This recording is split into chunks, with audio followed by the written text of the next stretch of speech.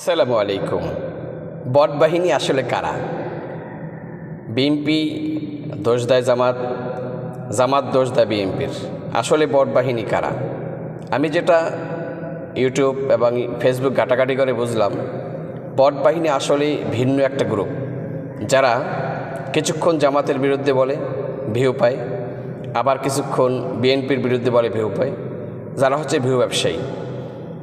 এদের মধ্যে অসংখ্য আইডি আছে, হাজার হাজার, যারা এক একটা গ্রুপ আছে, যাদের শত শত আইডি আছে।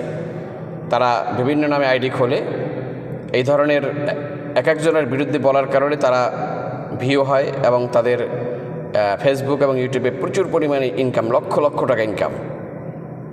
তো জামাত এবং বিএনপি পরস্পরের দোষারোপ না করে নিজেরা সহমর্মিতার সাথে রাজনীতি করেন, সুস্থ রাজনীতি করেন। 5 আগস্টের আগের রাজনীতি ভুলে যান, নতুন বাংলাদেশে নতুন রাজনীতি শুরু করেন। একে অপরকে বট বলে অপবাদ তহমাত না দিয়ে সহমর্মিতার সাথে কাজ করেন।